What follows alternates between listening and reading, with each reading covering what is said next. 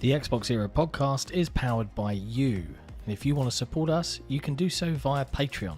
Just head to patreon.com/XboxEra. And as a thank you for your support, you get cool stuff and we get to keep doing what we do. Now let's get into it.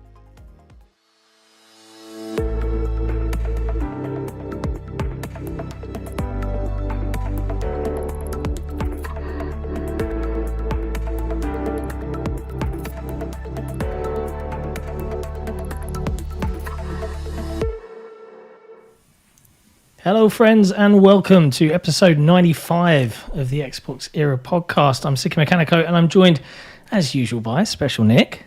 What's going on?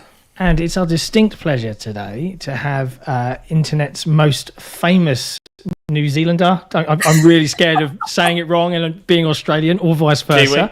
Kiwi, yeah. MissDeusGeek, aka Dhayana. Welcome to the show. It's great to have you here. Thanks for having me. It's great to be here. It's an absolute pleasure. Yeah, it's been an interesting week for Xbox news. So there's a fair bit to chat about it. Some of it's not necessarily about Xbox, but about the impact on Xbox with Sony's purchase of Bungie. But we can see the community's watching now. Hello, everyone. We're going to do things a little bit differently this week. As you know, we have a Patreon that the community can ask us questions. And we've had some feedback that as we've grown, that's got a little bit long in the tooth at the end of a show. So instead of hitting the questions all in a big lump sum right at the end, I'm just going to cherry pick some and chuck them throughout and see if that makes the show feel a little bit leaner and a little bit quicker. So keep an ear out for them and obviously give us any feedback as we go. But yeah, so Dhayana, welcome. It's good to have you here finally. I know we've seen you and you've seen us in and across the Twitterverse. You've been doing stuff for Xbox for ages. So just in case there's anyone watching that doesn't know who you are or where you've come from and what you've been doing, could you give us a little bit about how you kind of got into the gaming world and you know your journey so far? Sure. it feels like ages, but also it feels like yesterday that I've just started in this scene. Is this a pandemic reference? Like, I'm just checking. Maybe I did. Yeah, it's a blur. It's a real blur.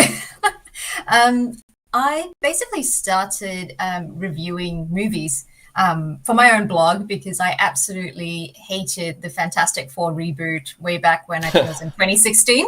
Understandable. Absolutely hated it, and not enough people understood my pain, so I took to creating a blog and wrote about it. And that's kind of where I started writing my opinions about movies and, comic books and whatnot. And I met my partner who was streaming for Xbox at the time in New Zealand. Oh, wow. There was a program called the Expert Zone Game Masters. And so he was one of I think he was the only New Zealander at that time streaming for the channel. And that's essentially my introduction to Xbox, was sitting there watching him play video games and streaming to, the whole of New Zealand gaming industry pretty much, and some Australians as well. And I just really fell in love with the community. I would sit there and I would watch the comments, and everyone was just super nice. I had never been online in terms of gaming before, so I'd always experienced games, more privately, single person sort of games. Never went online because I always felt like, maybe it's dangerous, stranger danger and all of that. Yeah. You don't know who you're mixing with. The internet online. Is horrible. Yep. Yep. Basically. I don't even know why I decided to go into it then. Why did I do this? Like, what have I done? But no, I've always maintained the Xbox community has always been so welcoming and so open to someone who has either never played games before, or like me, who's completely terrible at video games, but just loves it so much. That's kind of how I fell in love with Xbox. It was really through the community first. And my partner was working at a game retailer at the time, so he sold me my first Xbox. And, from there, I kind of started playing on Xbox and started streaming myself just to kind of build friendships with the community. And it kind of just took off from there. I mean, I never expected it to go to where it ended up and where I am today. I just kind of rolled with it. Yeah, because I don't want to inflate any ego you may have, not suggesting you do, but if I was to look on your profile, you've got, and this is a very British phrase, so please, excuse the slang. There's fingers in a lot of pies, is how we would put it. You've got yourself spread over lots and lots of different kind of community-driven movements, right? I mean, and it's kind of interesting to hear you talk about how the community were the ones that brought you in, because, certainly from my perspective, and I presume Nick's, it was very much like, we're kind of nerds and we grew up with this console and that console and this was our gaming journey. But yours is somewhat different in that, hey, actually, it was an outside source that brought me in. It was the people rather than the games necessarily at first that attracted you to this particular community. And it's one hell of a community, and we all know that now. I think over the last couple of years, the Xbox community has proven itself to be the best gaming community, in my opinion.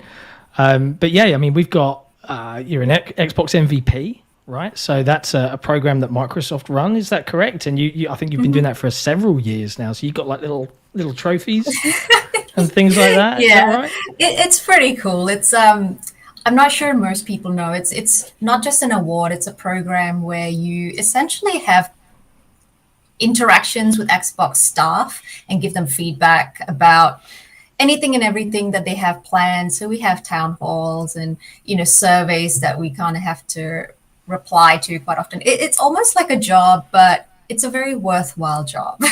That's interesting. So I mean, are you running out of room? Are you running out of room in your place for all the stuff? Yes, I've had to bring posters into my bedroom as a result because I'm running out of wall space too. Man, I keep seeing all this stuff. I'm like, man, I'm getting rid of stuff because I just don't have room for anything anymore. I don't understand how you fit it all in. I don't. It's taking over. Do you find yourself giving a lot of it away as well, right? I think he's often I've got a bunch of stuff down here that I've got friends and family, I'll give it away. And now with XboxEra, we do quite a few community giveaways as well. But outside of the MVP program, which, I mean, if someone out there is watching the show right now and they're like, I want to be an Xbox MVP, how do you go about that? Is there like a secret handshake that people need to do to get into this? I wish there was. It'd be a lot easier. Like the stonemasons. A lot of it is more on a recommendation basis. And so we kind of find each other based on, what we see community members or individuals doing to really help Xbox progress and do things in service of Xbox and its community. So I think for me, a lot of it came about because I was championing Xbox in a country where Xbox wasn't the, most notable platform.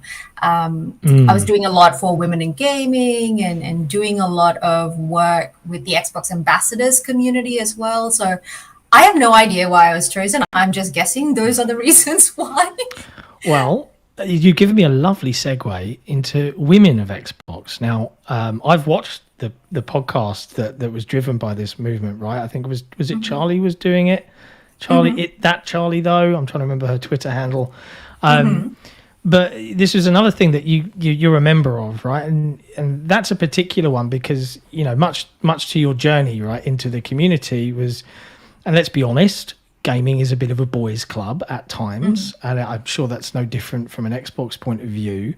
And Women of Xbox objective is to kind of, hey, actually, let's highlight the cool women working on these teams and actually promote them and show you who they are, making all of this cool stuff and playing all of this cool stuff. Could you tell us a little bit about, what that involves and how big that kind of department is? Well, interestingly, the Women of Xbox podcast is entirely separate from the Women of Xbox community. So it's I think the distinction is Women of Xbox UK is the one run by Charlie and it interviews staff members and whatnot. But Women of Xbox, the unofficial, unaffiliated with Xbox community came first. Just putting it out there. You hear that, Charlie? we came first. But, we are not associated with Xbox in any way. And it's more a support group of sorts. So it's all about getting female gamers to come together, support one another. We empower one another. We help each other with whatever goals and, I guess, areas that we want to grow in. It's very much community-based, with the idea of doing what Charlie's doing, interviewing Xbox staff, interviewing leaders who identify as being female or non-male, I suppose, and doing that in a way that's really going to help female gamers be more comfortable about being open about their passions. I know a lot of women I talk to, they play video games, they love video games, but they don't feel comfortable talking about it online. And I have never really found any reason as to why, apart from the fact that maybe they get abused online when they play with, members of the opposite sex or boys are what have you. Boys, not boys every one of them, but no. I mean, I'm allowed to speak on behalf of my my type, right? Yeah, we're all jerks. We should probably go and have a lie down and think about what we've done essentially. But it's really cool that there's those kind of movements out there, and I think it speaks volumes that you've kind of come into the community and you've seen perhaps areas of weaknesses and you've like, yeah, maybe I can do something there to help. So mad props for it. Oh, thank you. So as you know, if you've ever watched the show, we don't always just talk purely on the guests. We also talk about general news, and as a follower of this community, I'm sure you've seen there's been a few things going on this week. It's been a bit drama filled. Dhayana mentioned that she started with movies because movies and TV shows are a tangent that we go off on a hell of a lot. Yeah, we do. Maybe. I only got him to watch Shawshank like 2 weeks ago. He's never seen the Shawshank Redemption. And then he was like, it's all right. It's all right. It's an okay movie. But there's an important question since you love your movies and your TV shows. So you can see John's T-shirt. No, it's a tradition now. We have to ask all the guests now. Are you into the TV show Friends? I've seen it. Am I into it? No, my sister is obsessed with Friends. In fact, she put on episodes throughout her pregnancy, thinking that her kid would eventually become a fan as well. And so I grew up with Friends and Friends on repeat quite often because she would just watch it over and over and over again. Yeah. I don't know. I enjoyed watching it once. Would I watch it again? Not so much. Eventually we've got to get a guest who loves it as much as we do. Yeah, we need a guest to come on and be like, yeah, like that, and be really exuberant about Friends, and then we'll be sorted. Man. Oh well. I'm sorry, guys. It's okay. We're used to it now at this point. I think we've had a variety of reactions for the last few guests, and none of them have been particularly pro Friends. But hey, I don't know if you guys saw the first interesting piece of news this week was that, as most of us probably predicted, the MLB really enjoyed the performance that Microsoft's release on Game Pass gave them and all the advertising, etc. And they've gone for round 2 this year. So MLB The Show 2022 also, again, releasing on Game Pass. Interestingly, though, and Nick, keep me honest here, did I see that it's not being published by MLB this time? It's being published by Sony? Oh, God. Because I know it's made by a PlayStation studio, but I think there's a slight difference this year in that last time it was being published by such and such, and this year it's being published by Sony. Keep me honest, chat. I'm sure I read that. I'm not even sure. No, it shows it's being published by MLB again. Ah, okay. On Xbox's store. Safe to say it'll probably be on Game Pass next year too, I'd say. Yeah, so it smells like there's a several year deal. Yeah, there's a bit of a deal going on there. But it's good. It's good that there's finally a baseball game on Xbox, not that I care about. No, I don't either. It's not what I'm going to I don't even like cricket, and I'm supposed to love cricket, and I don't even love cricket. Yeah. But, it's okay. I'm going to try and cut you off from talking about Melbourne or Australia. Speaking of Melbourne and cricket, you know who does love his cricket? Johnny Galvatron loves his cricket, and I finally caught up with him for a coffee in the city. You went for a coffee with Johnny Galvatron? Yeah, we caught up for a coffee. He was on a break from developing their next game, which he told me a little bit about. Freaked me out because he wasn't wearing his glasses. You know how different he looks without those glasses on?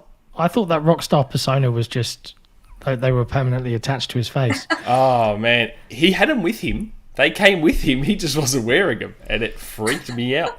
Because I've never seen him without his glasses. And just for the chat's benefit, and Dhayana, I presume you probably know this anyway, but Johnny Galvatron was the sort of lead developer and creator of The Artful Escape with Beethoven and Dinosaur, one of the recent releases of Game Pass last year, which I absolutely loved. Have you played The Artful Escape, Dhayana? I haven't, no, but I've heard good things. It's great. And it's only like 4 or 5 hours long too. Very 100% worth an evening, especially if you're into a little bit of rock and roll. Stunning game. It's so good. It's on Switch, PS4 and PS5 now too.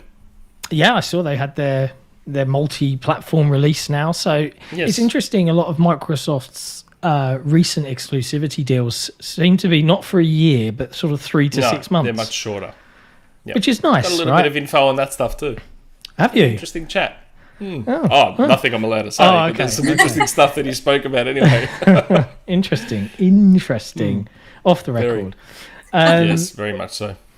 There's a big piece of news that I want to talk about. But before we do, I wanted to touch on a quick community question because, I mentioned earlier that I would try and not talk about Melbourne. And we indeed have a question from DirtyFlint, one of our patrons, who said, a question for John. If you could ban one word from the podcast, would it be Melbourne? Yes. No. Yes, it would. No. So, it's definitely true. But one of the subjects I really wanted to talk about, and I wanted to get everybody's feedback, because as we've got Dhayana as well, and she's a lover of movies and TV. That's where you got your start. Let's talk about the Halo TV show. Let's talk about that full trailer. How are we feeling? How are we feeling about it? And I'll go to you first, Nick. Go on. Yeah, it looks fine. Except just for, a shrug, a non-committal shrug. I'm still getting my head around how Cortana looks, but aside from that, it looks good. And you had an interesting experience talking about how it looks, didn't you, on Twitter? I didn't expect that to go the way it did.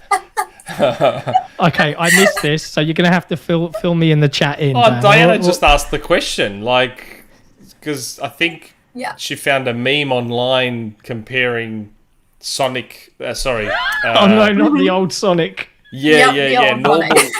Normal Cortana to the good-looking Sonic in the movie, and then new Cortana from the show to the original Sonic before they edited him, saying, "Hey, is this how we feel? Is just getting sort of a temperature of the room?" Purely a question. Just asking.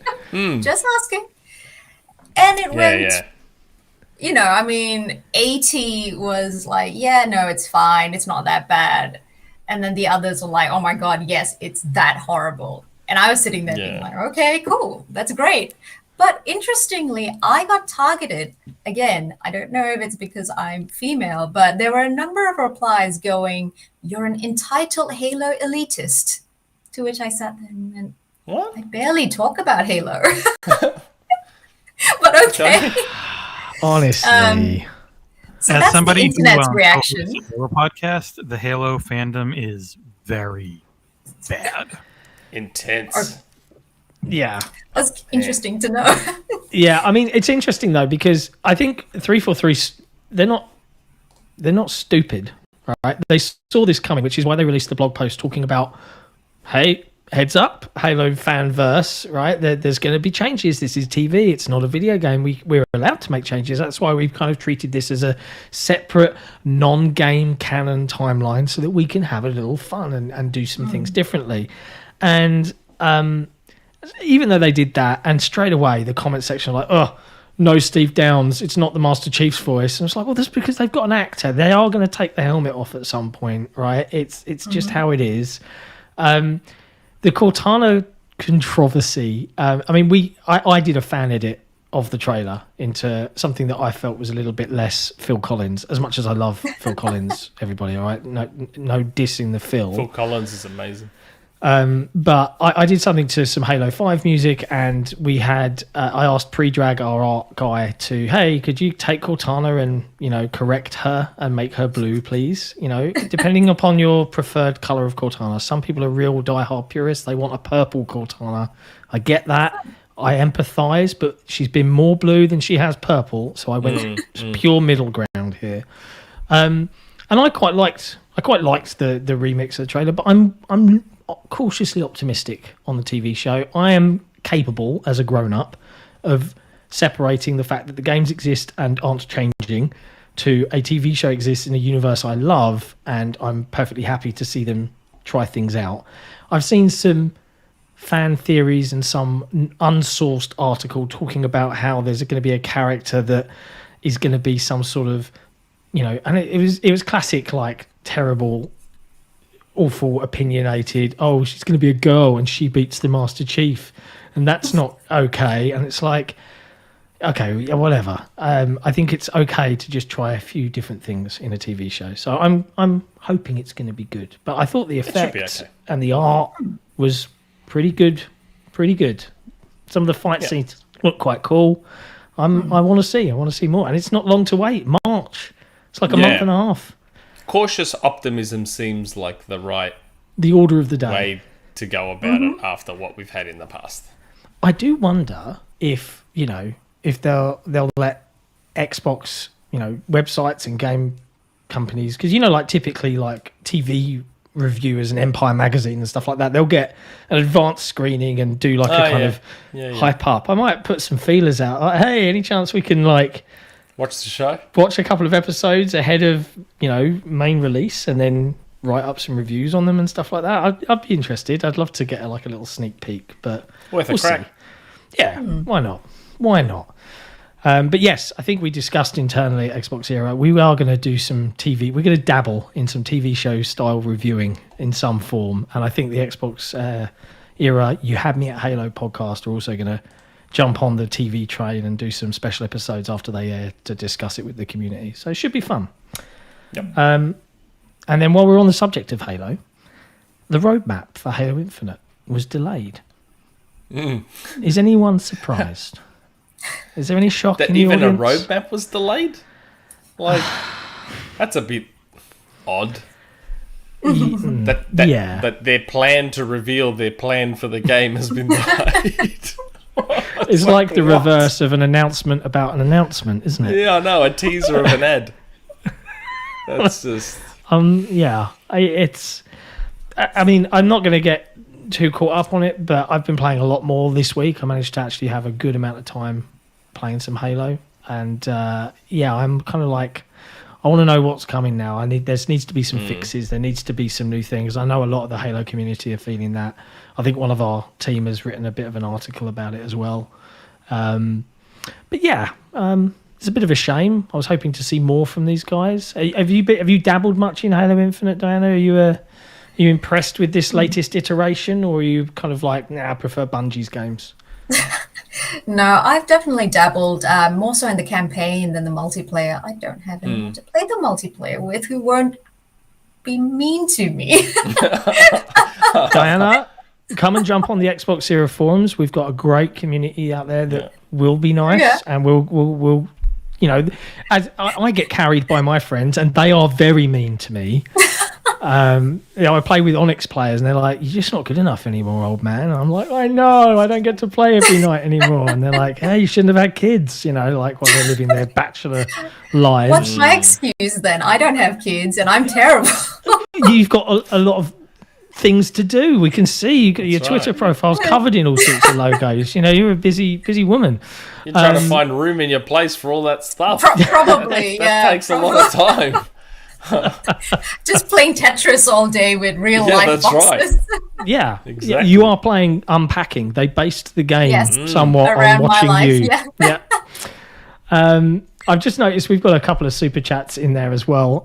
One from a good friend of all of the Xbox podcasts. He's always around. Nate, he's the great. Xbot. He says he's got a PlayStation avatar. It's not a good sign. He says Clownface Nick was wrong about buyouts. Sony and Capcom next. Thank you for paying and hate watching our podcast. No comment. And we do so have another one from Faisal, who's got a special surprise for everybody on the show later on today. Is it though? Is it really? It is. I don't know. The cringe levels are going to be high later on in the show. God. He says, I'll be there for you guys, exclusively only post-Friends propaganda. That's right. Faisal is a big Friends fan, so I'm very glad to have him here. Watching it last night. So good. Yes, indeed. Now, I'm going to try this again. As we were on the subject of Halo, I'm just having a look through our... all of the community questions are based on Melbourne. Why are they doing this to me? Okay, fine. Well, it was always going to happen. Flight Sim released their Australia update, which looked pretty nice. Have you gone for a little fly around? No, I haven't. I haven't played the game yet, but I just saw the trailer for the Australia update, and they cover the 12 Apostles in Melbourne. The MCG was great. I'll be back at the MCG soon. The footy starts next month. Hey, Dhayana, did you adopt a footy team when you came here? No, I'm still very much an All Blacks girl. When it comes to rugby. I haven't even gotten into sport. AFL yet. Damn. Well, See, if you happen to get around with it, pick Collingwood. Collingwood's the best. Okay. Sure. I mean, I don't know much about it anyway, so you'd have to guide me on that. Yeah, that's right. Just stick with Collingwood, that's fine. Yeah, there won't be any guidance. He'll just tell you, like, do this. And you'll be like, okay. But yeah, so I'm just looking at some of the other community questions here. I've got one from Creaky Legs, who says, hello, lovely guest of honour, Odd Job John and Mr. Melbourne. Keeping it brief, as promised I would, because these tired lads actually believe the podcast will even be shorter one day, but the queen of questions below me will never allow such things. Anyways, if if XboxEra were to branch out into a more general podcast in the future, what would we name that podcast? I have a few suggestions to get the ball rolling. The Union Joeys or G'day and Fair Dues. Enjoy the rest of your weekend. Hey, go on, Nick. What would you call a podcast if we were to branch out and do something not on Xbox? Cool Bananas. Cool Bananas? Yep. It's a very Melbourne Cool Bananas. See, in UK, I grew up with Cool Beans. So, you know, Cool maybe Bananas there's is better. Is it? Is it? Bananas are naturally The vanilla iced latte podcast. I feel like you and me need to good. take this offline. I do need a coffee, so it does sound pretty good. And Nick will gladly tell you about his vanilla iced coffee latte Professional tier. recipe. Professional tier.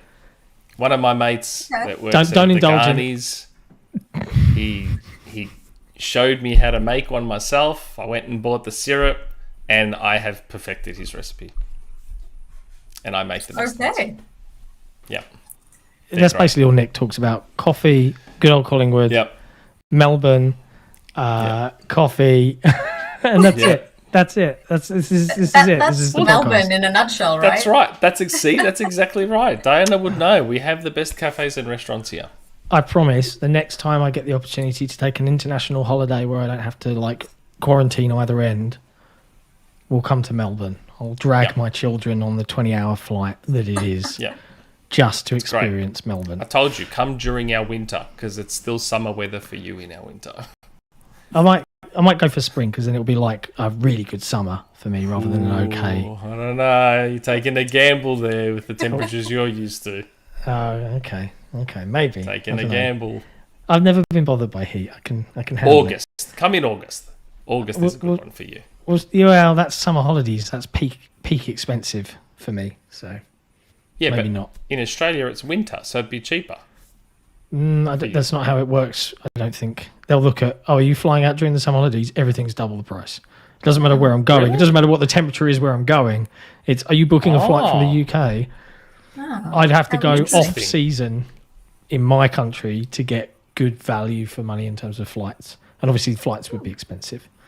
That's odd. We work the other way around. If the place we're going to is summer, then we pay way more. I think it's particularly I'm basing it around the summer holidays. That gap, July to August, where the kids are off school, holidays are just twice as expensive because everybody can only... In the UK, we can't take our kids out of school. We get fined if we do that. So, yeah, you're not allowed to take your kid out of school. They'll fine you. So most parents just lie. And you can take them on holiday during school time up until they're 5. But once they're in full-time education from 5 years old, nope, you get fined. And people will grass you up. During our summer, you will die. I don't know. If you come here during our summer, you will just die. I'm pretty resilient. I'm a resilient fellow. I'll just walk around and melt. It's fine. It's fine. I can stand to lose a few pounds. It gets hot, full on. What can I say? I love it. But hey, look, let's talk about the biggest piece of news of the week. The acquisition season continues. Yeah. And I have to admit, this had my eyebrows full on millhousing right up off of my face when I saw our own alert from XboxEra.com, because I was in meetings when I saw this come through, that Sony SIE have bought Bungie. They've acquired Bungie, the studio that put Xbox on the map. This is worse than getting the exclusive for Knights of the Old Republic, everybody. How are we feeling about it? Do we think that this is a smart move? Do we think this was expected? I mean, Diana, what's your take on this? Were you surprised to see that headline? Surprised, yes. Do I have thoughts on it? Not yet. Because I have no idea what they're planning to do. They did mention, it's going to be, they're going to maintain cross-platform games. And so it's like, well, what's the benefit to Sony? Yeah, and that was my thought process. It just seemed odd. Something's not adding up here. It's like when I heard 3.6 billion, and it's like, nah, Bungie. on the surface, it just feels like the acquisition of Minecraft and Mojang for Xbox, where Mojang just continues to do whatever the hell they want to do. Which is just, I don't know, it's a bit strange. And then I heard that, we're going to rely on their expertise in live service games and this, that, the other. And I'm like, well, hold on a second. Are you guys admitting that you believe you're incompetent with live service games? Like MLB The Show is a pretty successful live service game, as is Gran Turismo, as is even Killzone Shadowfall. They did pretty well. Like everyone loved that multiplayer, and it wasn't microtransaction to hell and back. And so I'm like, is that really the reason, or is that like the PR reason? Like it's just, I don't know. There's something off about it. I was actually thinking, do they mean live service as in they're going to be using Bungie as a way to make their own version of Game Pass, potentially? Or cloud gaming or something like that? It's interesting you mentioned that. So there's a couple of pieces to this that I think are super relevant. One is there is a rumoured Game Pass competitor coming from Sony, codenamed Spartacus, which I think, Nick heard rumblings of. We have a section on here called the Rumour Mill.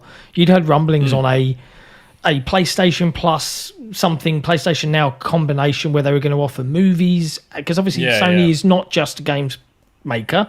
They do movies, they do music, and it was combining lots of different things into one subscription. So you take your PlayStation Plus, you take PlayStation Now, and you bundle it all together. So there is that element to it. Because there's been lots of conversations around whether Sony can compete with Microsoft on a Game Pass level, because they haven't got as much content they can pump out from a studio quantity, not from a quality perspective. People call your jets. But then the other element of this, when you guys were talking about Bungie and this statement, which I've pulled it up on the screen. We will continue to independently publish and creatively develop our games. We will continue to drive one unified Bungie community.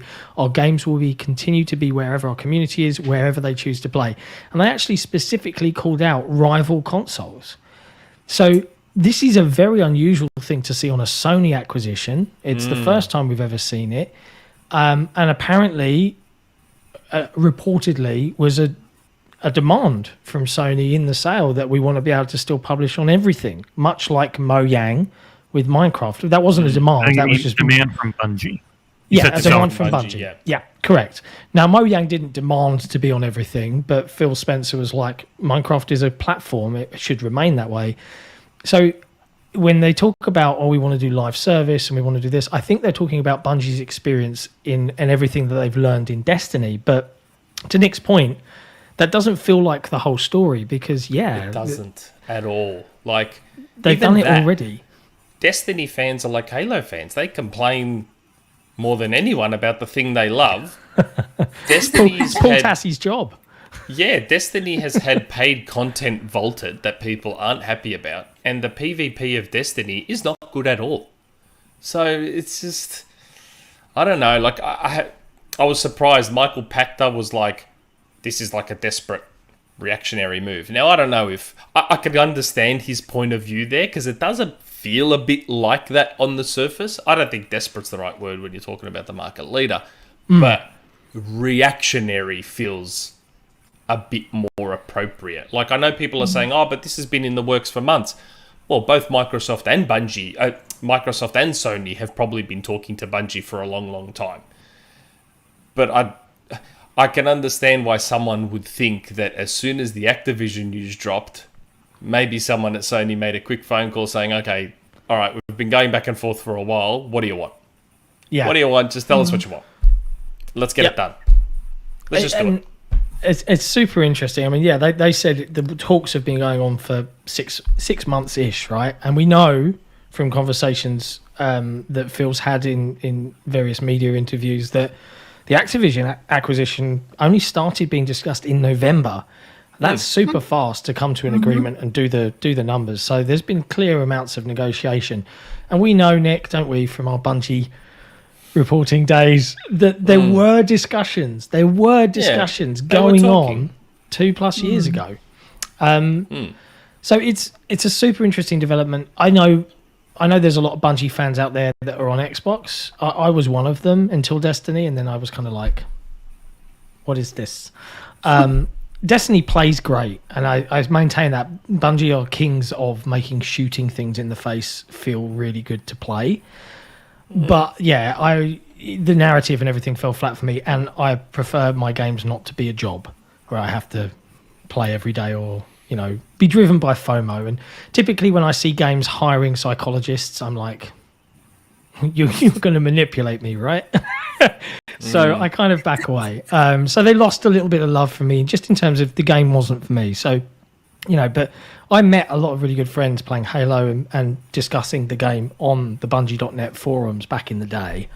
So it's super weird to see them now under the Sony banner, but at least it seems they remain autonomous.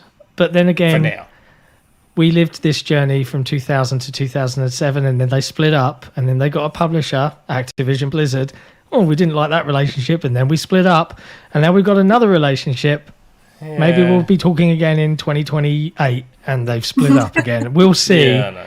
Look, if this is another step on Sony's journey to becoming more like Microsoft in how they approach platforms and all that sort of stuff, great. I'm a little bit skeptical because ultimately we are talking about Sony. So I'm a little bit skeptical. I hope to be wrong because it's just, I don't know, like even if you compare it to the Minecraft acquisition, Destiny's not Minecraft. Like it doesn't have the broad appeal. It's a shooter, so it doesn't have the broad appeal that Minecraft has, which is played by literally everyone. So I mean, Microsoft paid, what, $2.5 billion for Minecraft back then, which people kind of saw as expensive, but now that's like a laughable bargain when you look back at $2.5 billion for Minecraft. That's crazy. Minecraft makes money hand over fist. They would have got that money back. I think Bungie's revenue is only $200 million or something like that. And that's what I'm wondering. I'm like, does Destiny make Minecraft money for this to be seen as, oh, Sony will just continue to make heaps of money off Destiny? I'm like, will they? Like it's well, and that's a lot of staff. That's 900 staff. That's a big studio, Bungie is. I didn't even realize they'd gotten that big. I can only suspect that you've got Destiny 3 probably in some form, or Destiny 2, and yes, you've got Bungie's new IP Matter.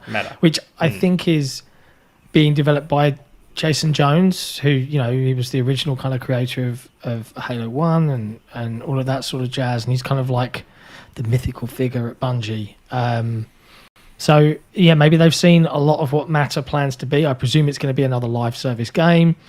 It's going to be some sort of socially MMO, you know, lots of multiplayer connectivity, etc., etc. So maybe they've seen that, they think it's the next big thing, and they're investing early on being the main platform that will be associated with. Maybe, because Destiny did a lot of good for them when the PS4 launched and they had Bungie walk out on stage. That was a big message. That was really kicking Microsoft while they were down at that point. I remember that thinking, oh, someone in Microsoft Towers has got to be sitting there clenching their fists and grinding their teeth at watching this presentation. Oh, boy. So, yeah, maybe there's a bit of that too. But the industry is super interesting right now, and we've actually got a community question on this, kind of tentatively on this subject, and then there's a video that came out earlier this week or yesterday, I think, that did the rounds on the internet, which I think we might briefly discuss. So don't talk about him. We'll just call it an idiot. Don't talk about him. BigHappa. He's a comedian, so he's clearly very good at his job based on that video. You're a very serious video. BigHappa, one of our XboxEra patrons, he's asked, or he or she, I have to admit, I'm not sure. Hello, XboxEra team, you rock. Wishing you all an amazing week. This week, there was lots of multi-platform game talk after the acquisitions. I believe Sony will stop producing PlayStation hardware before Microsoft stops producing Xbox hardware, and thus will become a completely multi-platform publisher. My thought on this is because of two simple things. One, hardware costs are ever increasing and Microsoft can afford them. Two, with cloud tech and the adoption of it increasing, Microsoft actually has to increase hardware production for their servers. The Xbox Series consoles were already designed and engineered to be server blades and a consumer product at the same time. Two birds with one stone for investment and sale. The argument against xCloud and Xbox Game Pass destroying the console has never made sense to me. Microsoft will be a multi-platform publisher plus a dedicated platform holder. Sony doesn't have a choice in the future. Agree or disagree? I understand the reasoning. Like, I actually don't mind the way... Careful, Nick, you'll get in trouble. What? I said I don't mind the console way they wars. Explained... No, it's not console wars. Like, I don't mind the way they explained their reasoning. I don't agree. I think Sony will cling for dear life to having consoles for as long as physically possible. But the theory is interesting. What do you reckon, Diana? Do you ever see a day where PlayStation will hang up their hardware hats and become just a multi-platform AAA publisher? It's a very hard to see future. I personally don't think that will be the case. I mean, Sony at its core is a very Asian company, right? At the end of the day, so I don't know. I feel like the Asian market isn't going to go away from consoles anytime soon, especially with just how focused Sony has been on their platform in the past. So I don't know. It's an interesting theory, but it's hard to say. I mean, I didn't expect cloud gaming to become a thing, to be honest, so soon anyway. Yeah, that's because our internet use sucks. Yeah, pretty much. Yeah. Well, it's an interesting one. I think Nintendo have proven that you can carve yourself out a niche in the market, right? I think the reason that kind of conversation that BigHappa's making there is coming around is because, well, PlayStation aren't Nintendo, and right. They could pivot to try and be, but at the moment they are. I mean, this is kind of what we've said on this show before, right? Back in the day, in previous generations, Microsoft was effectively holding Xbox back from being able to actually utilize the power of $1 trillion corporation. Now they are not. When Activision Blizzard are part of the company, they will make as much revenue as Windows. When did we ever see a future 5 years ago where Xbox would be considered as valuable to Microsoft as Windows? Yeah. Not me. I certainly didn't. So I understand, much like you guys, where that kind of thought process is coming from. Personally, I don't see it unless something really terrible and all of PlayStation fanboys' worst nightmares come true, that this would ever happen. Like they get Sega'd. I don't see them getting Sega'd anytime soon. I nearly said Sega'd then. Do you say Sega or Sega, Diana? I say Sega. You say Sega. Mm-hmm. You've got a lot to answer for, Nicholas.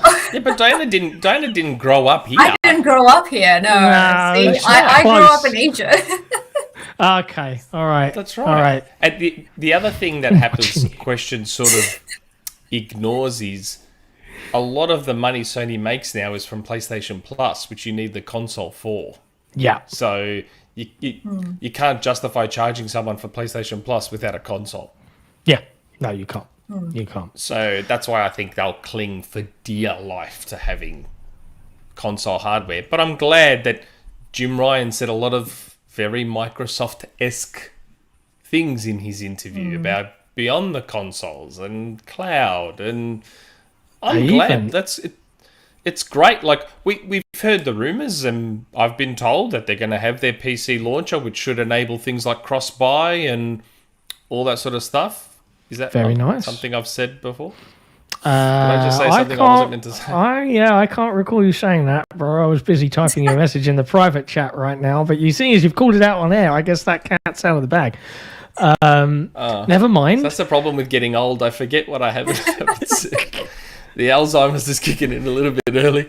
But I've been told that they are going to have a PC launcher, and that I believe they're looking at implementing cross-buy with that. So if you get a PlayStation version, you get just like Microsoft has Play Anywhere. So if that's the route they're going, that's great. That's a good thing. People shouldn't get upset about that. It's amazing. Indeed. We've got a couple of super chats as well on the subject of acquisitions and Bungie. Yep.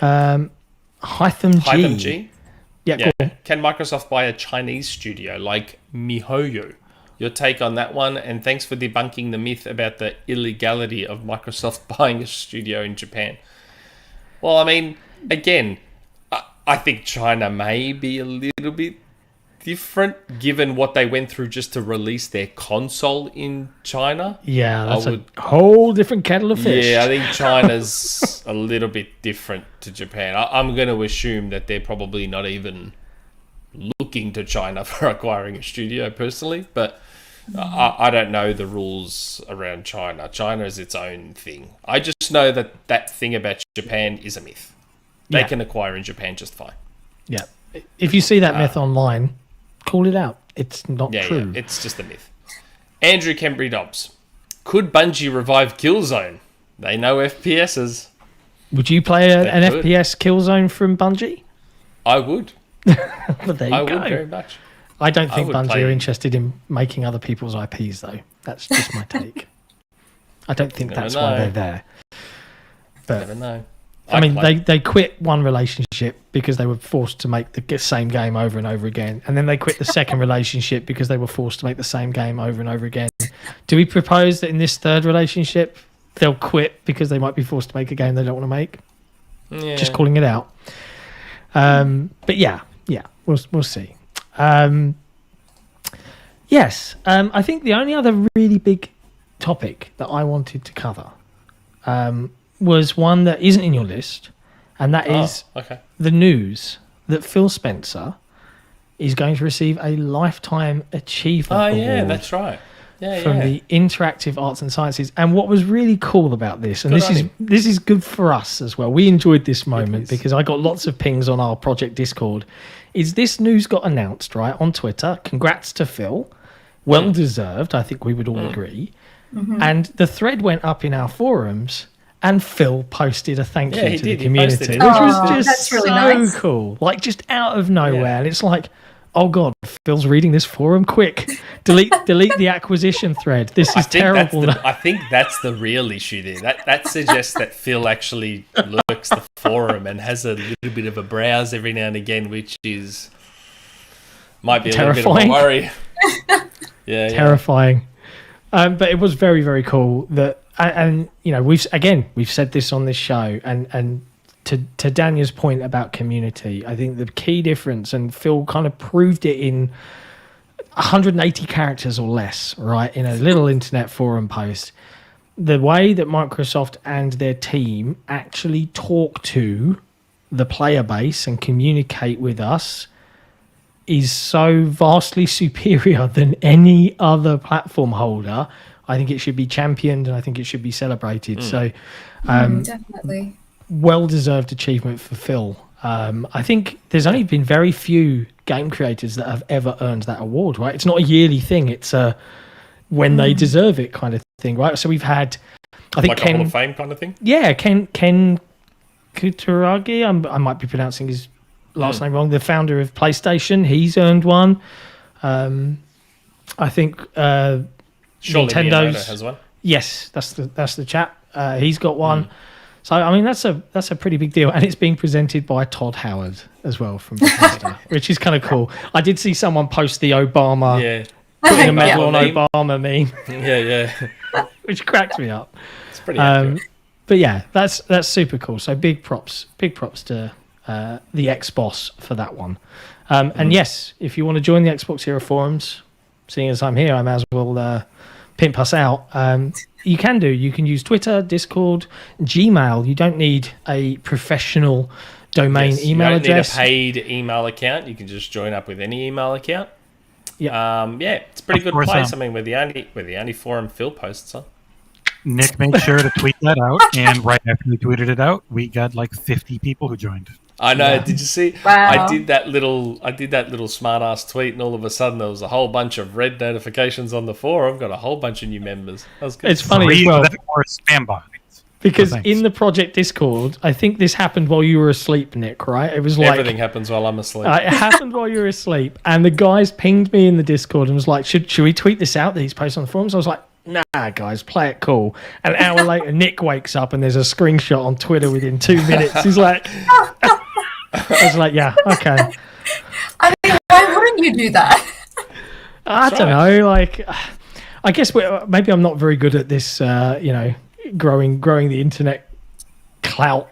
I don't know. Nick, you're a master. I don't know. It's just being a fanboy, isn't it? I mean, I do that. A little bit. Like, Sarah Bond will comment on something, and I'm like, Yeah, it's fair. That's fair. Sarah Bond it's is public. incredible. We're not revealing a secret. The forum is public, and Phil posted on it. Not saying anything I shouldn't. It's the best Xbox forum out there. It's a true story. And I think, hey, 56 minutes in, I think that's pretty we're good. on track for our quickest show ever. wow. That is all of the news of the week. Yeah. I can see lots of people giving Phil Spencer a lot of love in the chat. Phil Spencer is the best CEO of all time, king of CEOs. Are Patron. But yeah, well deserved to Phil on that one. So we've got another community question here. And it's just a comment, so I'm going to do a couple of these. We've got Mort, one of the XboxEra patrons. They have said, good day, panel. G'day, panel. Good day, panel. Very cool to see Dhayana on the podcast. Followed you for a long time on Twitter and just want to say that I enjoy your positivity and great content. Keep up the good work. Smiley face. you. Hugs, Mort. Yes, Mort's lovely. Oh, thanks, Mort. So I appreciate that. What else have we got here? We got good old Collingwood. Hello, Jon, Nick, Jesse, and welcome, Dhayana. Congratulations for being appointed an Xbox ANZ and Women in Gaming ambassador, Dhayana. I watched the interview you did with G Freak and quite enjoyed it. My question for you is, recently it was confirmed that PAX Australia would take place this year with a date yet to be advised. How much are you looking forward to getting back together with fellow gamers? So much. I'm so looking forward to it. I've been dying for PAX. Yeah, pretty much. Are they doing PAX Australia this year? They've announced it, but no date as yet. But then you never know because, who knows what will happen in a few months' time. I'm not holding my breath. I wouldn't be surprised. Yeah, that's why they've not announced the date. Yeah, just keep them chomping at the bit, and we'll see how things go. Cancel it. Damn you, It'll COVID. be interesting because, how many international guests can they have? How many studios from around the world will they have there? So it all depends, right? Who knows? Yeah. If it's just a community-focused thing and every gamer in Australia comes in and just has a great time, then yes, I'm there. But we don't know. Yeah. Well, he's got a follow-up question, and I'd be interested to hear your answer for this one, Dhayana, because it's something I think certainly as XboxEra as an entity, we've struggled with this question, right? Because it feels somewhat cringy to go out there and ask, and I think you and I have had a conversation about it as well. Funnily enough, good old Collingwood continues, and he said, "My question for the general podcast is, I am pretty sure that there are women in the audience who might like to contribute or be a part of XboxEra, the project, rather than just the forums, etc. What can people do to become a part of the team?" Right, and you and I had this discussion when we were talking about the book last year, Dhayana, right? Or was it January? I can't remember. The years just blurred into one at the moment.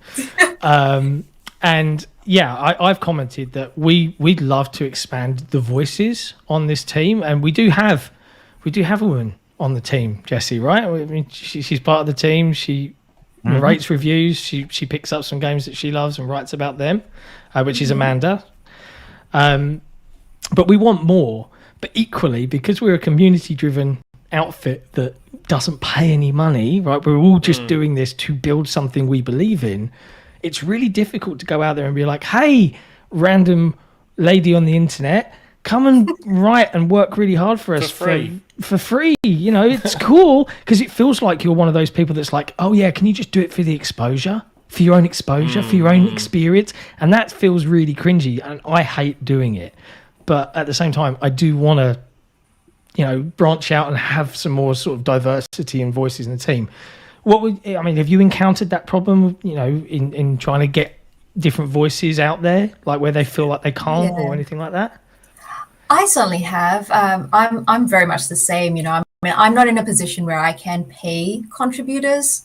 I don't get paid myself for everything that I do. So, it's really hard to find people who are willing to come on board and do it because they just love it. And I think that's potentially what you need to find someone who's just so passionate that they don't care about the money, they don't care about the exposure, they just want to do it because they love it. And I think that's really hard to find in this day and age because everyone wants to be a content creator, everyone wants to become a full-time content creator.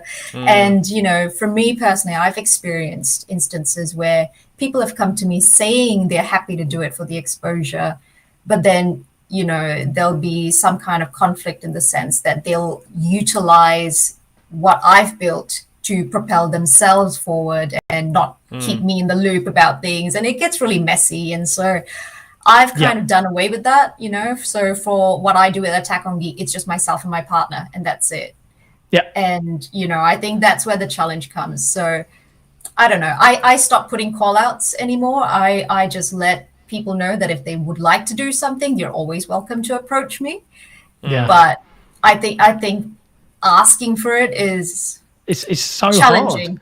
Yeah, I can only echo the sentiments, right? And we're very lucky in the team that we've got, and we have had some new people join that have come from within the community where we've either, they've been putting these epic forum posts like OTs, if you're a forum, lingo, where they've put all this effort in, and we've also introduced something called Community Corner. So that is, if you have something you're really passionate about and you want to write about, and you might put all of this effort into a forum post, but all it ever is just a forum post, but you want it to be something more, we have an OT where people can actually write their piece, the team will have a look, and if we feel it's appropriate, right, if you're not calling for anybody's head or advocating for murder in some fashion, then let's pull it into the team, and we'll actually make it an article, and we'll give you your voice to a wider platform. And that's not to say that we're the biggest platform in the world. We're not.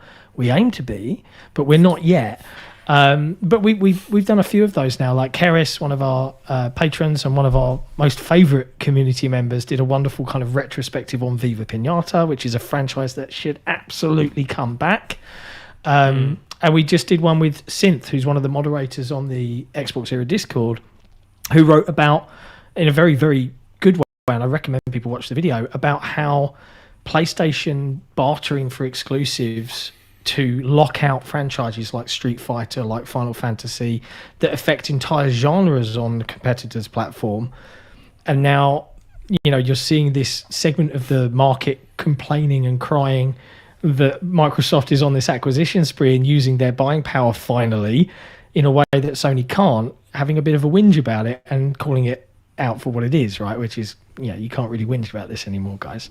Really, really good pieces. So, but trying to find people that can actually come and be a part of the team is hard. So, hey, if you're listening and you feel like that's you, reach out. Like, seriously, my email address is on Twitter. Nick, you can ping us on the forums. Come and talk to us, and we'll be there. Now, Dhayana, very special moment, because on this podcast, as well as community questions, we do have something called the Rumour Mill. You may have heard of it. You may have heard of it. I doubt she has. You may not know. I doubt it. That for a long time we had a jingle for the Rumour Mill, and the jingle was, I think, at first Adele's "Rumour Has It" track, but then the copyright strikes came, so we had to switch things up. We had Bananarama for a little while. That was it, Bananarama. Sorry, Bananarama. I love Bananarama. Then we switched it up. We switched it up to Diana Ross, I think. Okay. Disco track. But yeah, the disco one. But then we came up with, we had the community make us one, and we kind of put a silly advert. But then earlier last week, someone pinged us on the forum and have written their own jingle, which we've used tonight. So prepare yourself for maximum cringe, because Faisal on the forums has written us a beautiful ode to the Rumour Mill. We have to play this. Yes, we do. Here we go. It's the Rumour Mill. Never heard that before. It's the Rumour Mill. It's for sure. It's the Rumour Mill. Is there a video going with it as well? It's so good. Oh my god. The XboxEra podcast is not responsible for websites presenting these rumors as facts. Oh dear. So bad. Wasn't that like the best and simultaneously the worst thing you've ever heard? The worst thing ever. I I don't know, love I it. like it. I loved it so much. Yeah, for a change, I made sure that the panel was able to hear it. Yeah. It was pretty good, Yeah. I have to admit. I Fire Monkey in the chat, best song Yeah. ever. He's not Best wrong, song ever. folks. He's not wrong. Maybe we can make it into a Fortnite emote. Ooh, that'd be cool, wouldn't it? It's not another Fortnite rumor, is it? No, it's not. But people still sorry, won't Fire be happy Monkey. because it doesn't involve Xbox, so people won't be happy either way.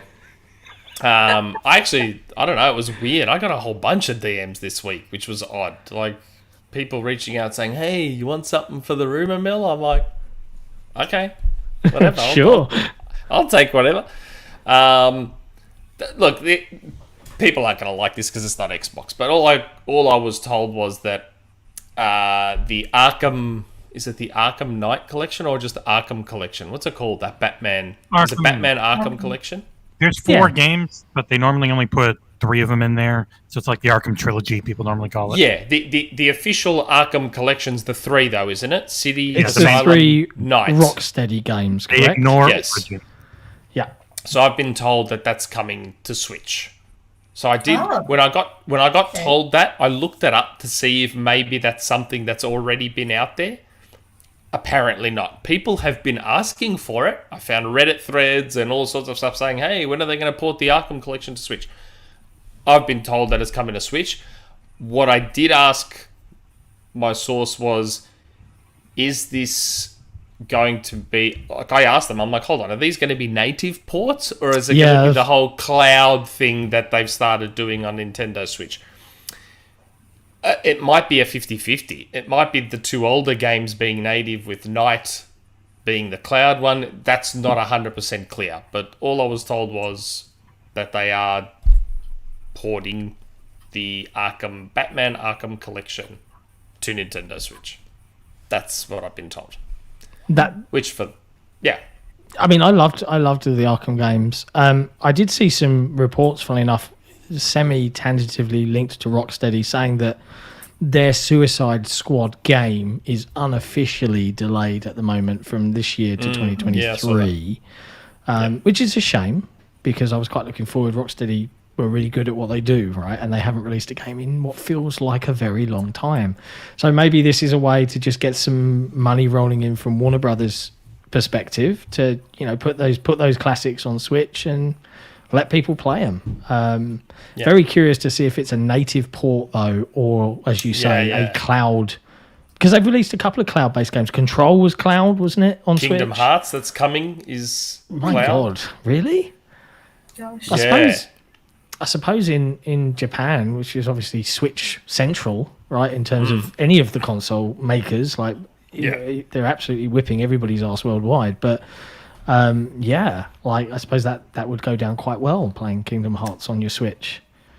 Well, I mean, I don't see why the first 2 Arkham games couldn't be native. They're 360 games. Like, the Switch should be able to run those without a problem. But Arkham Knight would be a little trickier. Yeah. That game's pretty full on. So, I'm guessing it'll be 2 of them will be native and the third one's probably the cloud-based one. Would be my guess. But yeah, that is one amongst the few things I was told this week. Oh, does that mean that there's I'm not more going. to I'm this not going real- through the rest. I want to clarify a few more things. And one of those things was Xbox. Yes, it was related to ZeniMax. I need to find out some more stuff before I say This was the thing that you mentioned before the show. Oh yeah, that's right. Okay. Yep. That's sorry, chat. That's as cryptic as we're gonna get. And some stuff. I got a whole bunch of stuff about Lego Star Wars: The Skywalker Saga. I Interesting. got a whole bunch of stuff about that, including maybe some screenshots. When is that due? When's the game? Stunning. Yeah, I saw some of the trailer footage and I was Beautiful like, game. this looks really good. And it's probably something I'll pick up for my kids. But when is it due? Is it due this year? April 5th is when that one is No releasing. idea. Oh, so very soon. Is it that soon? Wow. Oh, wow. I've heard that there's been a lot of crunch to get that game out the door, though. Is that true? Eesh. Reportedly, allegedly, Crunchy Town for the developers. Maybe. Bummer. But yeah, okay. It's not a retread of all the previous Star Wars games that have already come out, though, right? Is this all brand new gameplay, or is it just mushing together the million other Lego Star Wars? It is all brand new. They've like rebuilt Yeah. everything. It's enormous. You can go to every planet. You can go through each trilogy. Yeah. You know, as you want. It covers all nine movies, doesn't it? Wow. Covers all nine movies. Yep. And you can start at the beginning of each trilogy. So you can start at the original, the prequels, or the sequel, whichever order you want to go. Yeah. Okay. The prequels are secretly better than everyone gives them credit for. That's a movie better opinion. than the sequels. Yeah, okay. Well, Yeah, hey, look, as we're on the tangent, look, Dhayana, you like your movies. Let's have the conversation. Let's just do it, all right, while the doing's good. Which, the Star Wars original trilogy is the best, right? That's out of the way. Nah. I'm the oldest person here, and even I don't agree that those old movies are the best ones. I grew up on those. Empire and Return of the Jedi are great. Star Wars: A New Hope, the very first Star Wars movie in 1977, absolute trash fire. In my opinion, as a movie, right? But there's two sequels of the original trilogy, rock solid films. Can watch them because it's not all about glitz and glamour. It's actually about story, particularly Empire Strikes Back. But original prequel trilogy or sequel trilogy, which is the better set of movies? Prequel. I'm a prequel girl. Yeah. Those prequel movies were very hard done by due to people not being able to go of their nostalgia for the 70s and 80s movies. Now, don't get me wrong, the prequels had their issues, of course, like the political talk that went on for like hours and hours and hours on end. This is how democracy dies. The action Thunderous sequences applause. and the choreography on the lightsaber fights is unparalleled. Yeah, it's really good. Unbelievable. The pod racing and come on, that stuff was pretty cool. Having said that, with the new sequel trilogy, I still think The Last Jedi is one of the best Star Wars movies of the 9. I still think it's one of the best ones. The Last Jedi. Okay. I loved it. I love The Last Jedi. I thought that was great. That's okay, mate. You can be out there in that island. Rise of on your Skywalker own. was terrible. Yeah, Rise of Skywalker was terrible. Oh my god, that movie was so bad. Last Jedi, I was really looking forward to it because I'm a big fan of Rian Johnson. I think he's done some really incredible movies previously, like with very low budgets. Like he did Looper, which I loved. I love time travel movies. Looper is so good. He did Brick. Have you seen Brick? No. No. Go watch it, but not seen it. Go watch Brick. I think it's got Joseph Gordon-Levitt in it. And, yes. Okay. Did you do Knives Out? No. No. He's not in Knives Out, to my recollection. That was Daniel Craig. No, he meant Rian Johnson do Knives Out. Oh, Rian Johnson did do Knives Out. Yes, sorry. Yeah. Sorry. Okay. I thought you were talking Joseph Gordon-Levitt. I was like, no, he wasn't in that. No, Rian Johnson did Knives Out. Yeah, and Knives Out 2 is coming to Netflix this year, That's a good movie. Wow. which I'm really looking forward to again. But yes, he's a really good director, so I was really hyped for Last Jedi. And then I admire that he completely tried to turn everyone's expectations on their head. Tried to do something different. Right? But unfortunately, in doing that, he also ignored the universe's own rules about everything within its own universe, which made the story feel unintelligible because it broke its own physics, if you know what I mean. It's like what? Like what? Okay. Like what? If destroying ships is as easy as going into light hyper jump and just smashing into a ship, why wouldn't the Empire just create tons of weapons that just designed to go into hyper jump and just launch them at stuff all the time instead of bothering with lasers ever? Like, Like, it was visually incredible. That the silence of it, and it could through the Star Destroyer, awesome. But when you actually think about what it means for Star Wars fights, it's kind of like, wait, you've broken the universe by doing that, because it doesn't make sense anymore. Like, and the whole convoluted plot of we're flying away really slowly and we're chasing you really slowly. It's so stupid. Anyway, look, I could rant on. I admired that it tried to do something different, but I felt like it broke too many of its own rules. This is an Xbox podcast, by the way. At least we all agree on Rise of Skywalker being terrible. Oh yeah, it was terrible. What's your name? Oh god, that last line, I couldn't believe ever that read was the in actual script of Rise of Skywalker, the movie that J.J. Abrams was shooting and trying to make? It's pretty good. But the studio just came in and completely destroyed it, reshooting everything. That Oh my God. line, who are you? No, the whole movie. Ray Skywalker. I'm like, no. Oh god, Not and Ray Skywalker. someone just commented in the chat. Palpatine. Someone just commented in the chat and reminded me about the whole Leia breathing in space and floating back. Oh into the God, air. yeah. Yeah, that's right. And somehow she survived that. Okay, that's all right. I'm over it. Star Wars is kind of dead to me anyway. I mean, Anyway, at least we have the Mandalorian, right? And that's the Mandalorian. best one. There we go. That is Mandalorian. So I enjoyed the Mandalorian, but if we're talking narrative, kind of feel like there's a little bit left. It's a little bit. It's a little bit monster of the week. It's a little bit monster of the week. Do you know what I mean by that phrase? Monster of the week. Like the old X-Files days or the old Star Trek The Next Gen, there was always the new monster of the week, and we would resolve the monster of the week. They're and self-contained. Then we would reset, and then we would do the next monster of the week.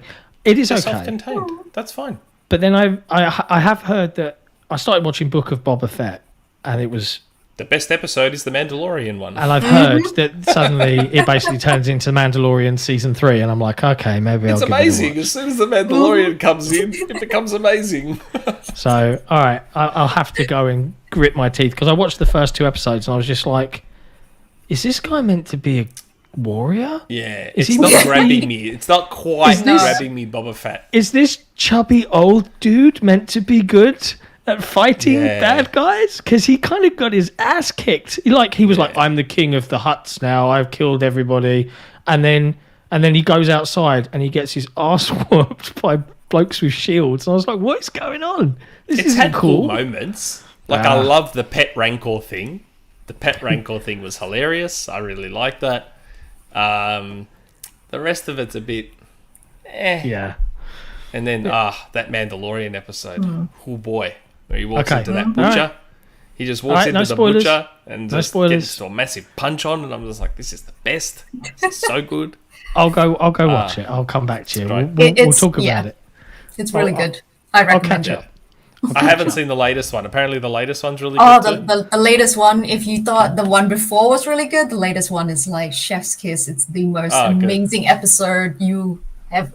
That's why I say it's like, this is what Star Wars should have been. Yes. Okay. All right. You've intrigued me enough. I will go and watch them, and I will report back as to my findings on these. They should do a Mandalorian movie. They should do a Mandalorian video game. The video game. Apparently would be they cool. are. Apparently they are. We will see. Yeah. We will see. Let's have a look what other community questions I've got. Cade has written in and said, "Gentlemen and milady, I'm almost picturing you tipping a fedora. Cade, be careful with your language here, buddy. This a thought experiment I would like each of you to try. Let's say you could have your dream collaboration with amusement park giants Disney, Universal, or Six Flags, and they tell you to pitch. They tell you your pitch is an idea for a video game or ride experience. So a ride or experience based on a video game. Mine would be an augmented reality Mario Kart racer. Have a full-length go-kart track, not the ones that are like 100 meters long. I'm talking a full-on 1,600-meter, 1-mile track with people wearing the Microsoft AR glasses and headsets, driving on real karts, but playing Mario Kart, right? with the world around you looking like the Mushroom Kingdom. And as you race through the track, you'll see the power-ups in real time, use them, and the carts would react appropriately to the offensive and defensive power-up types. And he's given a couple of examples of like turtle shells and bananas. But what would your dream ride or experience at a theme park be based on a video game IP? Well, that one was pretty good. It was pretty good. I was like, this is a You good know that idea. in Japan, you can actually do that. You can drive around the streets of Japan dressed as Mario in go-karts. Cool.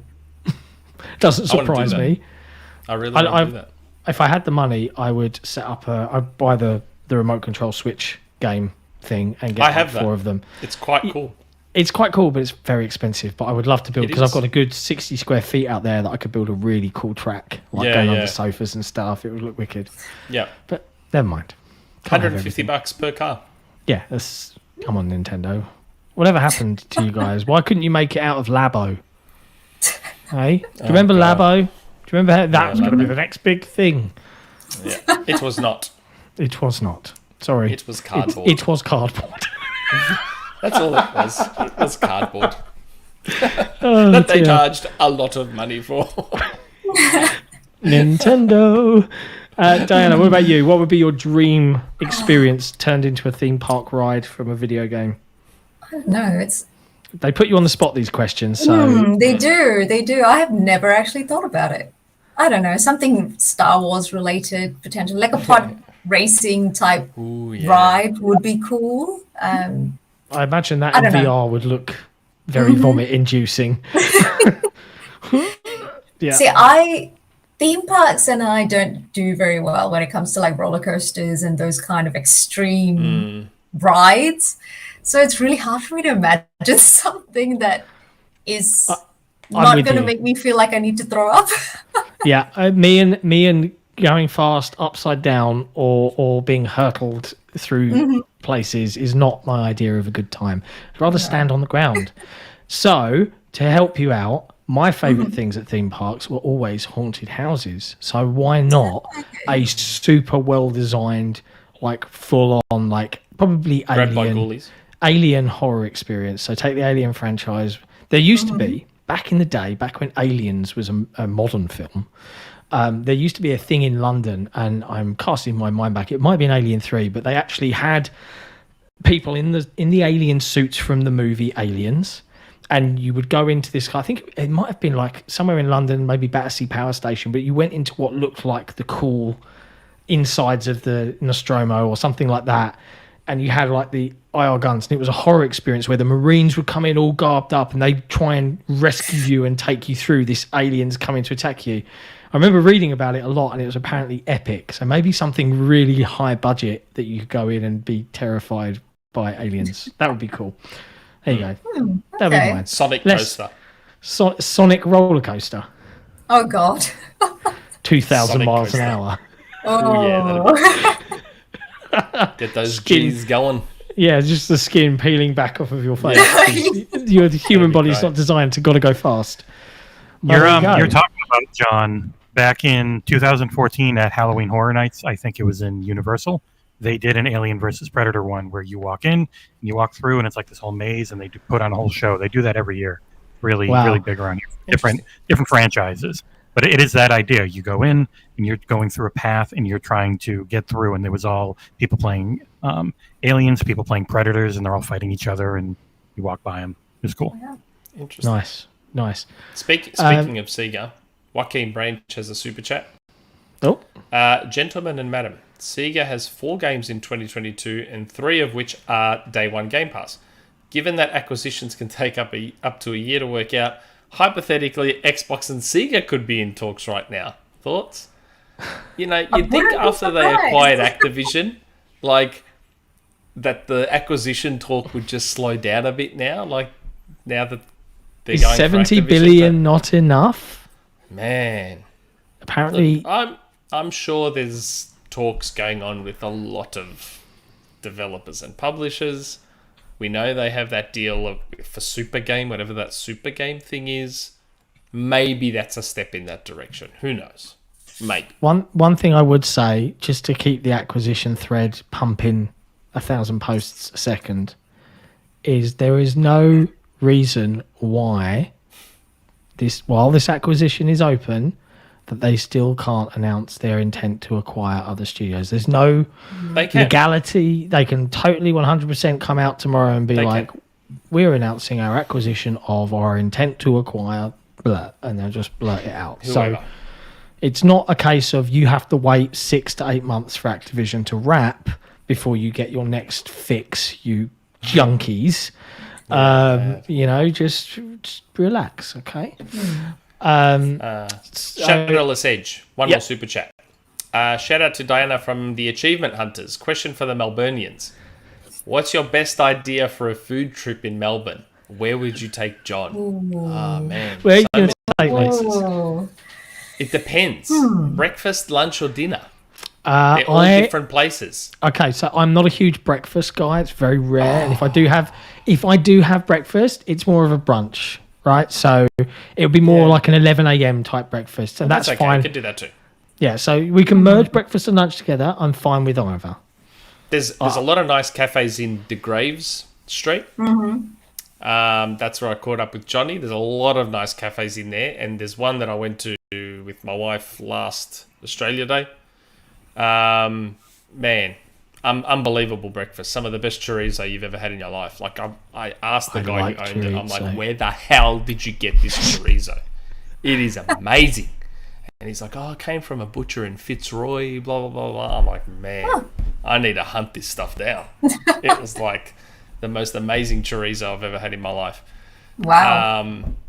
There's. I wish I could remember the name of the cafe, but in this cafe, he's got like old movie theater seats as the chairs, and a bunch of all weird eclectic stuff in there. But the food was super nice, and the coffee was good. But yeah, dinner, I'd take you to a place called Left Bank, I'm a big steak fan.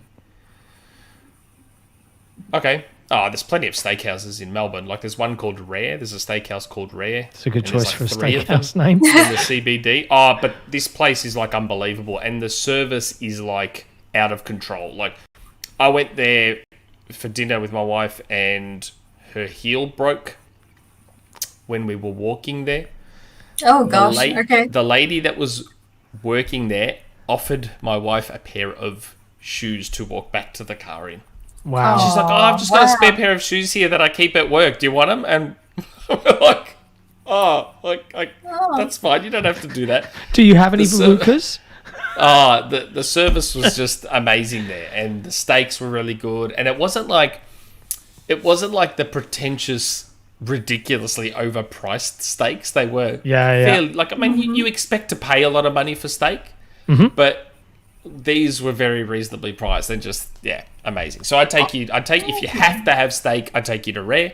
If you don't absolutely have to have steak, I take you to a place called Left Bank. Left Bank is a really, really nice place, and they have like a DJ there on Friday and Saturday nights that plays music. Nick, let's make it on the water. It's on the Yarra. It's on the 2023. Bring the family to Melbourne. Send the kids off with my wife and your wife and your kids. We'll do one episode live in that room, sitting on the sofa. We'll do it from one of the restaurants. Live, but we'll do like a week. I don't know. We'll find a way. Coffee while we're on. Let's do it on the beachfront. I don't know. Yeah, whatever's good for you. It'll be a good time to do that. Have the DJ in the background. I'll just request songs. Be brilliant. Video game theme songs. Yeah. Well, have like the Halo theme playing in the background. or we'd be subjected to Nick's terrible taste in house music. I don't know. Mate, my taste is impeccable. I mean, I went out for dinner. I actually went to London this week for the first time in 2 years. I actually commuted out there, and you might have seen on Twitter I posted some. We had our kind of Christmas meal for just our team, so there was just a few of us because a lot of people can't fly out from around Europe. It's not worth going through the PCR tests and the possible quarantines and the yada yada yada. So it was just a few of us, but the company paid for it. So we were like, let's go to a really nice steakhouse. And it was really depressing because this was a high-end London steakhouse in central London. Could easily have sat 80 to 90 people. There were 3 tables. in there. Okay. What? That's it. That's it. 3 tables of less than 5 people per table. And there was staff just standing there. So the service was like, there's your food. Wow. And the food was great. Wow. But if you think about what the pandemic has done to the hospitality industry, oh God, it's bad. And London felt deserted. You know, I haven't been there for 2 years, but it felt absolutely deserted. It was bizarre. Interesting. But speaking of music, I'm a big Tool fan. Any Tool people listening that love Tool as much as I do, I know who you are, the Tool Army and all of that jazz. It's a heavy metal group, if you haven't heard them. They're more like composers of heavy metal rather than screamy, I'm angry at my father heavy metal, right? So not so much anthemy. But I was chatting and my wife, she's been with me for 10 years and she doesn't gel with my particular music taste. But I had an opportunity tonight. I was talking to her about music and she was like, I was showing her a track and I showed her, like, while we were listening, my arms went all goosebumps when a song is really good. And I was like, can I just, like, let me show you just one song. I just want you to listen to it. I just want you to close your eyes and just listen to the song. And she did. And then I had the unenviable, and Tool fans will know this, which Tool track do you play to show someone Tool for the very sort of first time where they're genuinely going to listen to it? I had a lot of thinking to do. So I'm just airing that because I'm sure there's Tool fans listening that would be like, what Tool song would I play someone to show them Tool? So very conscious of time because we've got to let Dhayana go at some point this evening to go and do all the millions of things she's Patron got to do. Shout. Let's do Patron Shout. Yes. So, Nick, do you want to do the Patron Shout out today? I don't know. I know I normally just run do. the ticker?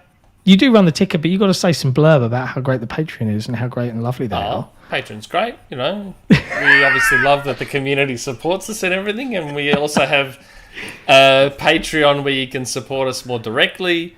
You know, depending on the, like, if you can spare a coffee a month, and I understand that Melbourne coffee is hard to spare, like, you don't really want to give up your Melbourne coffee. I get that.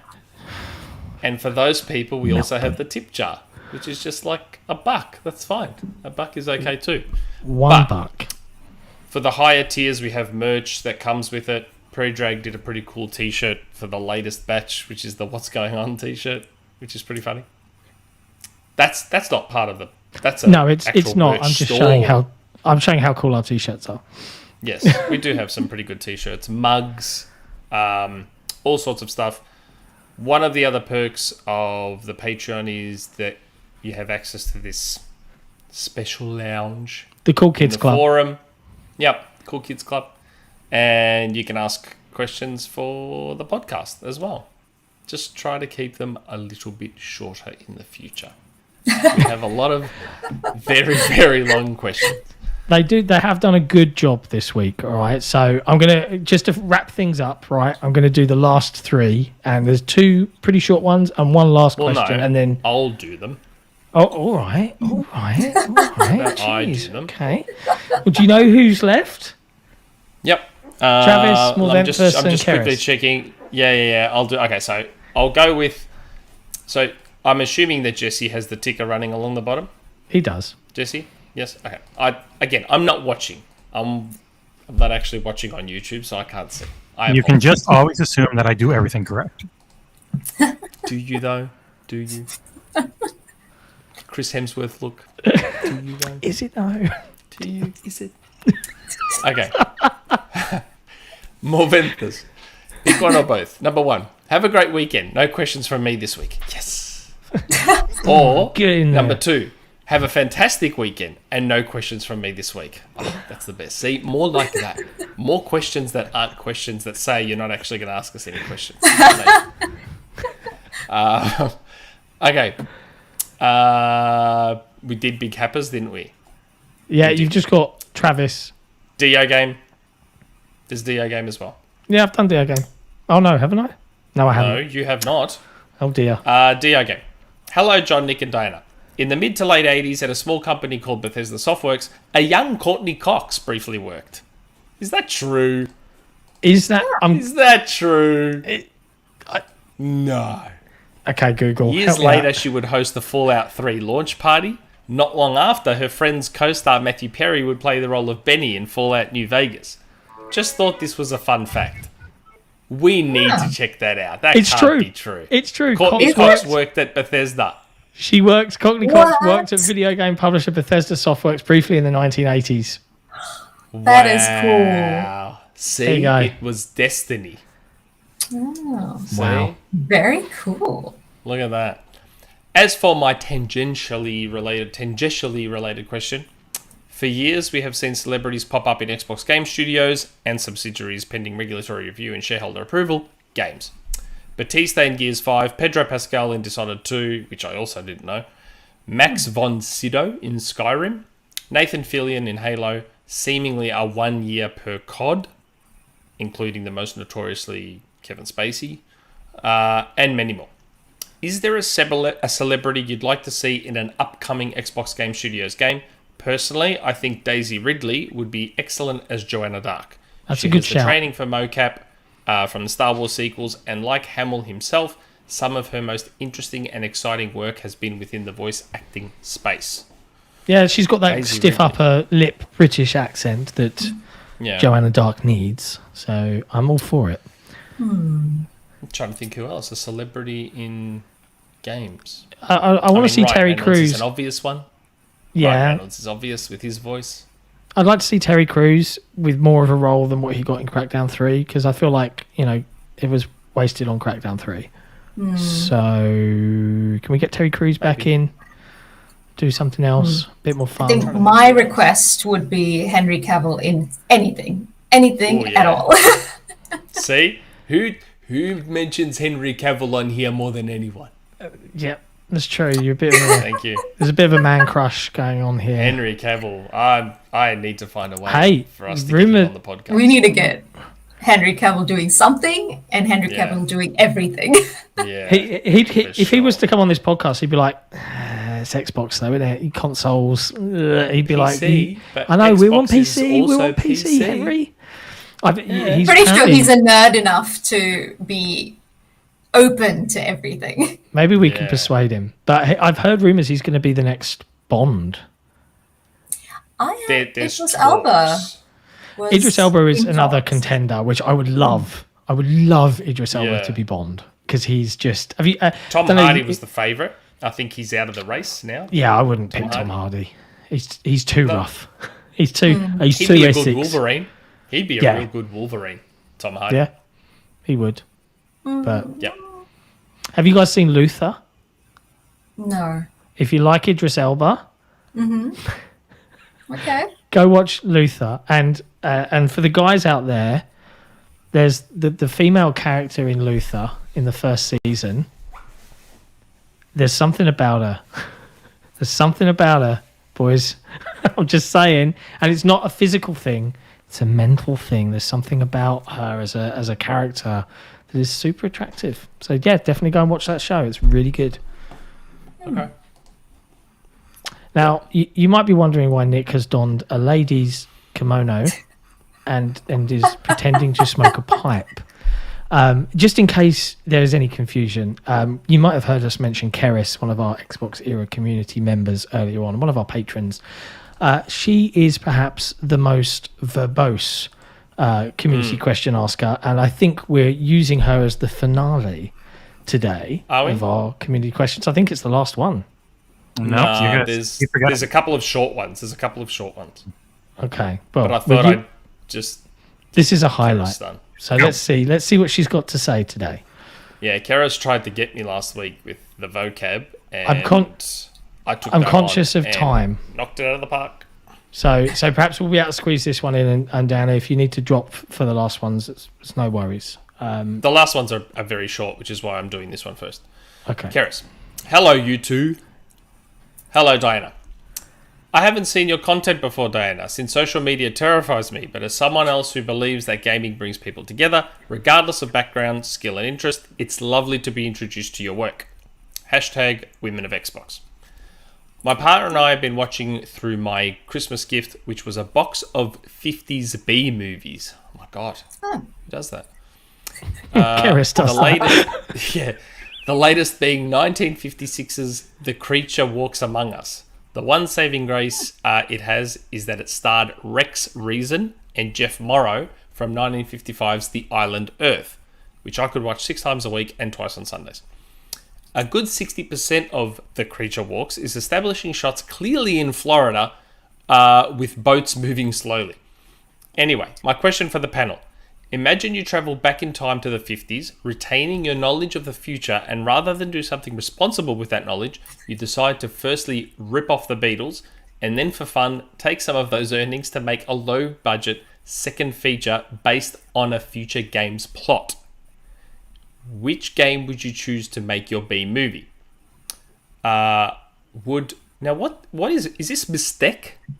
Mystery Science Theater 3000. It's a show that's all about watching and making fun of old B movies. I always wondered what that was, and I've seen that. So that's an abbreviation. It's not like a name. Yeah, it's an American show.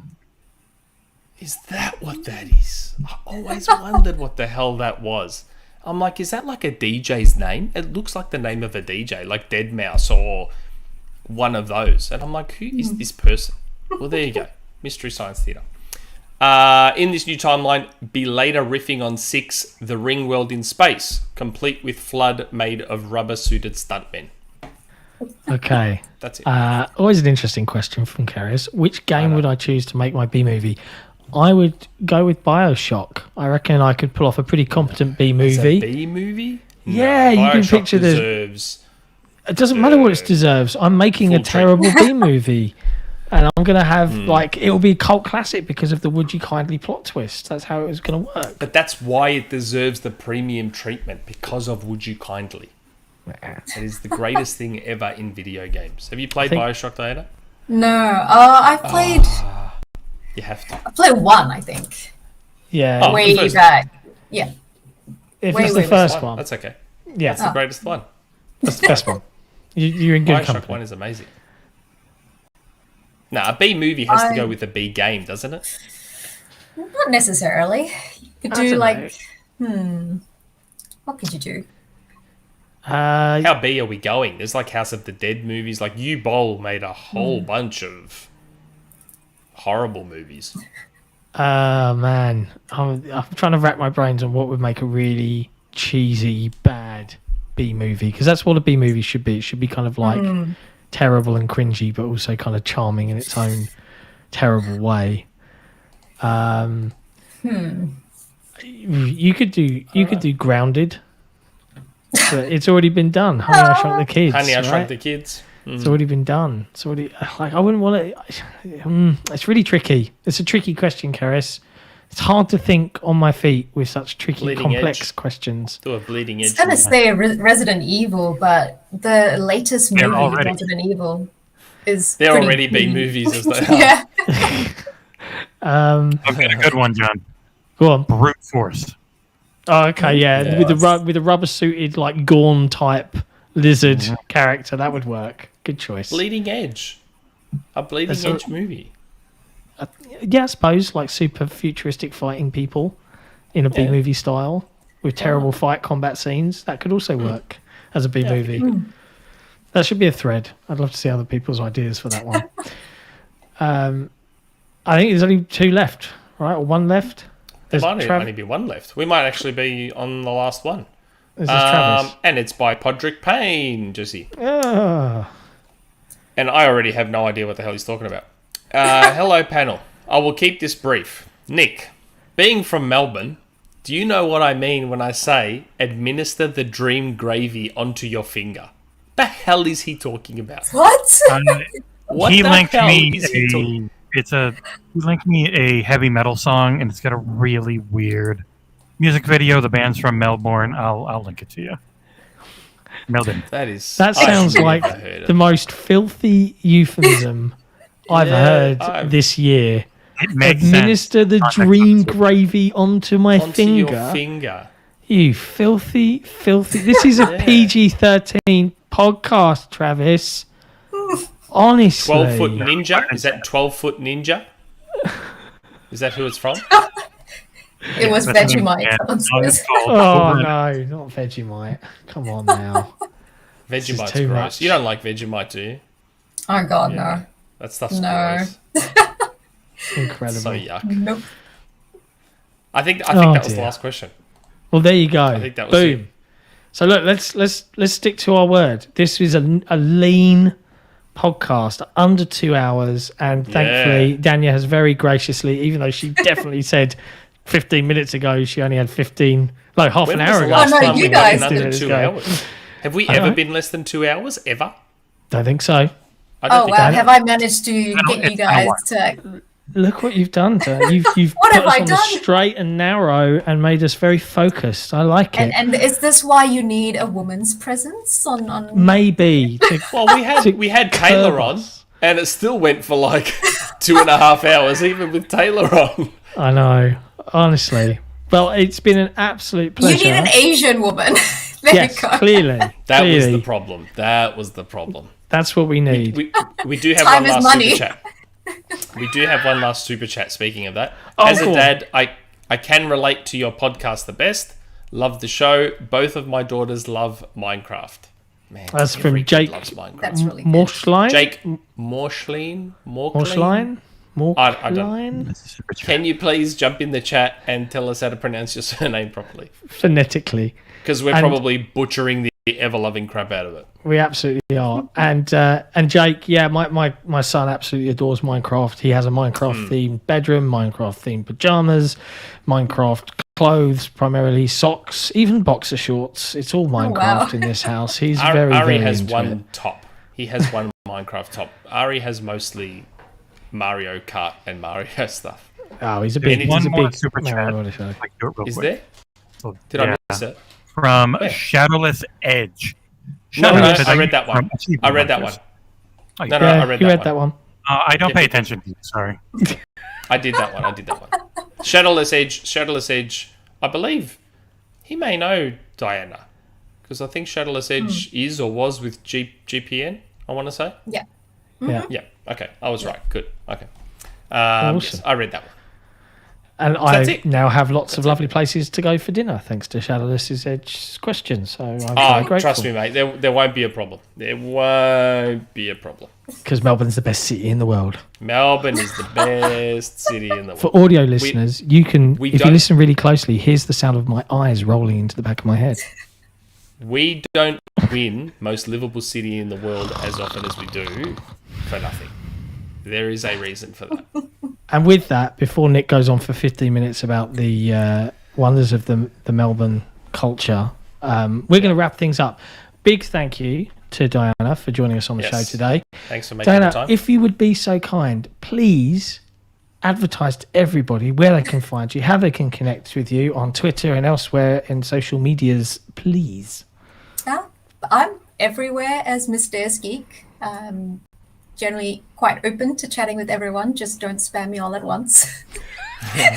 Behave. I have a problem with catching up on DMs, unfortunately. So be gentle. But yes, I'm almost everywhere as MissDeusGeek, and you can often find me doing some weird unboxing of something that I won't have space for. Like shoes. But at least you can wear the shoes. Yeah, that's something. Will I wear them though? I'm still deciding. I think this is the problem. Did you get both? Did you get the OG Xbox and the 360 ones? The OG as in the green ones? Yes. So I got Which ones are the black ones? The black ones are the Series X. The Series X shoes. Oh, I didn't even know they did Series X shoes. It's not fair. Apparently it's a Series X shoes. Oh, okay. Doesn't quite look like it, but oh well. Yeah.